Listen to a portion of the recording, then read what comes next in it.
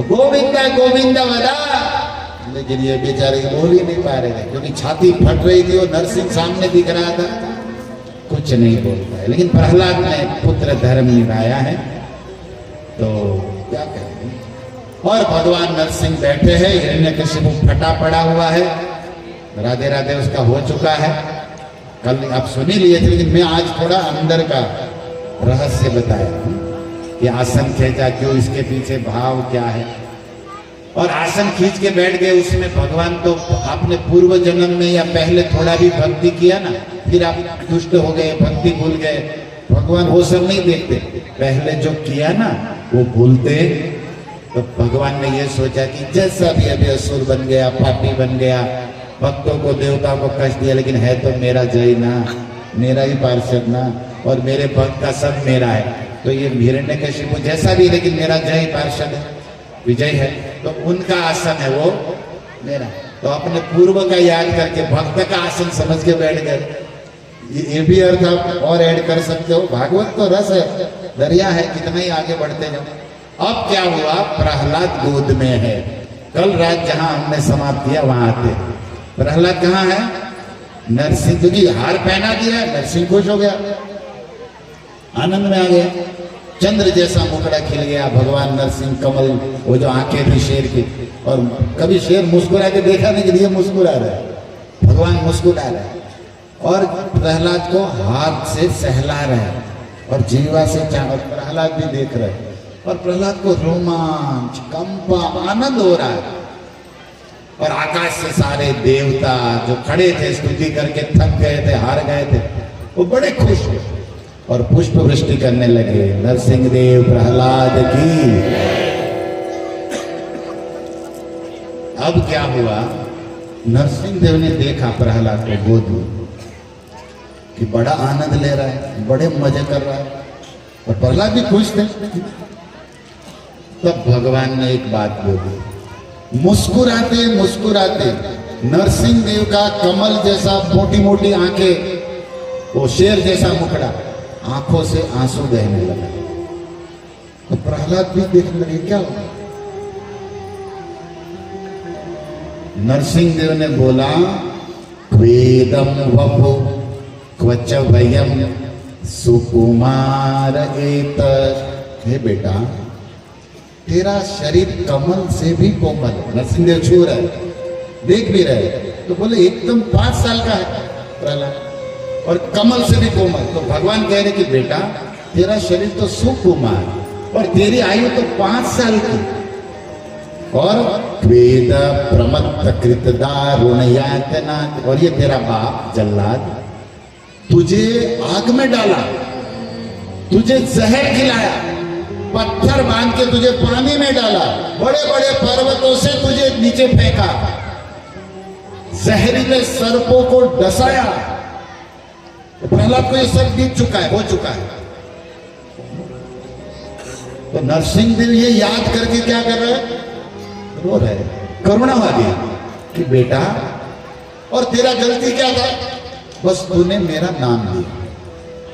अगर तू मेरा नाम नहीं लेता तो तेरा बाप तुझे पूछता, राजा बना देता, लेकिन तूने वो राज को छोड़ के, अपने बाप को छोड़ के, सारी सुख सुविधा छोड़ के, तूने क्या बोला, मेरा नाम लिया, और इसी के कारण ये फल मिला। तो तूने सारा दंड स्वीकार किया, लेकिन मेरा नाम नहीं छोड़ा, और सारे सुख राज्य को भी, संसार बाप सबन सब तोड़ दिया।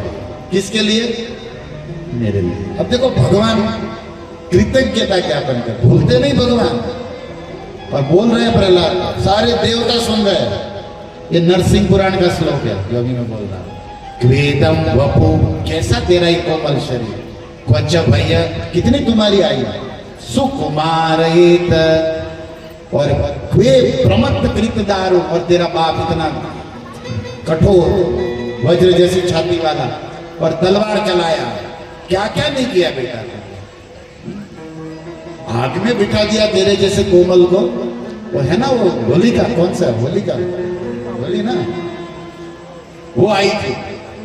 और नरसिंह का ये हिरण्यकशिपु बोला कि बहन क्या है, बोले तेरा भतीजा मरता नहीं। क्या बात कर रहे हो भैया, अरे मैं इसको जहर दिया, पत्थर फेंका, हाथी पागल बना के इसको पैर से कुचवाया, मरता ही नहीं। तो उसने कहा मैं आई हूं ना राखी बांधने भैया, आपका काम करूंगी।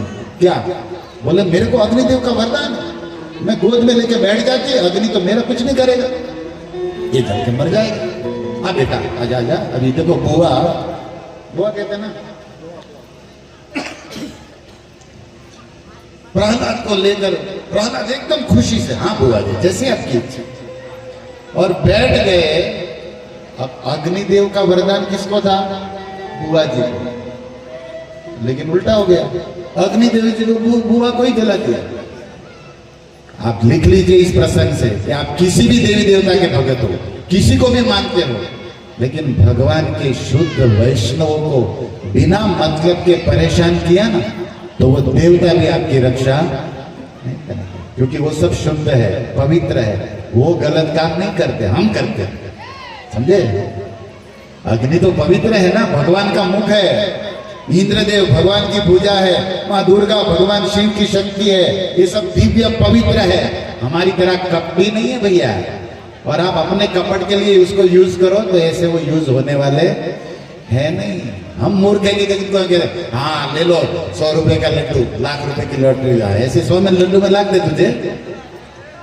हम लोग देवता को उल्लू बनाने का प्लान करते अपना स्वाद में, क्या ये तो अच्छे हैं वे देवता कि हमें क्षमा करते हैं, करुणा करते हैं, माफ करके फिर भी हमें दे रहे, लेकिन ज्यादा उंगली करोगे ना तो उसकी सटकती है भैया। एक लिमिट होती है, माँ बाप की एक लिमिट होती है ना, गलत इस्तेमाल नहीं हो सकता। इसलिए अग्निदेव ने इसी को जला दिया, तो बुआ धुआं हो गई। क्या हो गई? बुआ धुआं हो गई। वो बुआ के पति बेचारे फोन कर रहे, ए साला हिरण्यकशिपु फोन उठा, क्या है? बोले किधर गई तेरी बहन? बोले वो तो जल गई। बोले अभी मैं क्या, वो दूसरी शादी कर लो तुम, जाओ केस भी नहीं। अरे लास्ट पे गई, बोले क्या लास्ट पे? धुआं हो गई पूरी। तो वहां से वो क्या कहते हैं, जीजू बने क्या कहते हैं, बहन, बहनों है, बहन का पति फोन तो करेगा ना कि मिलने आई थी, राखी बांधने गई कहाँ? अभी क्या जवाब देंगे? बोले अपने कर्मों का फल भोग रखो फोन तुम अभी।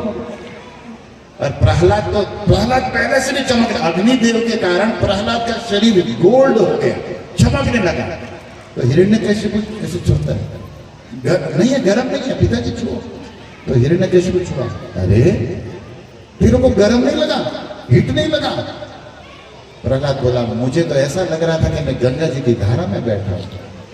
तो हिरण्यकशिपु को चक्कर आया कि मामला क्या है, मेरी बहन गई, वो जहां बैठा था वहां से मुझे भी गर्मी लग रहा था, हीट लगे, और इनको कुछ नहीं हुआ। बेटा सच कह रहा है? बोले हाँ। पावक सलिलायते, ये जो अग्नि है ना, मुझे गंगा जी की शीतल धारा लग रही। बेटा ऐसे कैसे हो सकता है कि कैसे ऐसे हुआ? प्रहलाद ने कहा पिताजी ये जो हुआ ना उसका कारण मैं बताऊंगा, लेकिन आप मानोगे नहीं। हटा वाले कारण तो मैं सत्य हूं, लेकिन आप नहीं मानोगे। क्यों? आप बताओ तो सही, कौन सा आटा खाया तुमने? तेरा कुछ नहीं हुआ? बोले पिताजी मैं उस समय हरि नाम ले रहा, और ये बात आप तो मानोगे भी नहीं, मैं फिर आप पूछा तो मैं तो सत्य बताऊंगा कि मैं अग्नि में बैठा और मेरे मुख में महामंत्र था, और इसके कारण अग्नि मुझे गंगा जैसी शीतल लग रही थी। हरे कृष्णा कृष्णा कृष्णा हरे हरे, हरे राम राम राम। अब हिरण्यकशिपु मानने वाला तो थे, उसके बोले ऐसा कैसे हो सकता है? मैं बोला था ना प्रभु, आप नहीं माना, लेकिन आप हमें छू सकते हो। देखो शीतल शरीर। तो आज नरसिंह देव याद कर रहे हैं, नालोकितम विषमयेत भूतपूर्वम, मुझे तेरा सब याद है बेटा। तो मानो प्रहलाद जी पूछे प्रभु आप क्यों, आप रो क्यों रहे हो? आपने मेरी रक्षा की, मुझे कुछ नहीं हुआ, मैं आपके सामने हूं। जब मुझे कुछ भी हुआ मैं तो आपके सामने हूं। तब नरसिंह देव कहते हैं शंतव्य। अब देखिए शेर जो फाड़ दिया था पिता को, हजारों सैनिकों को कुचल के मार दिया था दानवों के, वे नरसिंह भगवान ने दोनों हाथ प्रहलाद के सामने से जोड़े। भगवान भक्त को प्रणाम कर रहे थे, दोनों हाथ जोड़े, चेहरे पर आंसू है नरसिंह के। ये चित्र कभी बना नहीं द्रौपदी, लेकिन ये व्यास का ये देखो कथा में तो यही तो कथा है, चित्र हो जाए सामने कैसे नरसिंह। आपने तो यही नरसिंह देखा है बस, ये नरसिंह अलग है और ये ओरिजिनल, ये भक्त के सामने, वो वाला राक्षसों के सामने, भक्त के सामने ये। वो कह रहे संतव्य अंग यदि में समय विलंब। हे बेटा प्रहलाद, मैं तुझे हाथ जोड़ से माफी मांगता हूं कि मुझे माफ कर दे, मुझे आने में देर हो गई, मेरे कारण तुझे कष्ट सहना पड़ा, विलंब देर हो गई, इसके लिए मुझे माफ कर दे। और प्रहलाद भी रो, प्रभु देर कहां हो गई, आपने तो पल पल, लेकिन भगवान को ऐसा फील हो रहा है कि मैंने इसकी रक्षा, मुझे पहले ही दिन उसको फाड़ देना चाहिए, इतना टाइम क्यों किया। जब पहली बार ये काम किया हिरण्यकशिपु प्रहलाद को, उसी समय मुझे भगवान ये फील कर रहे हैं, लेकिन मैं इतना देर किया और तुझे बचाने में देर हो गई, इसलिए मुझे, अब ये भगवान बोल रहे, अब ऐसे भगवान का कोई भजन न करे, उसका जीवन बेकार है। देखिए इनका स्वभाव, ये भगवान का प्रभाव तो देख लिया, पूरा फाड़ दिया सब, कोई नहीं मार सका, 33 करोड़ देवता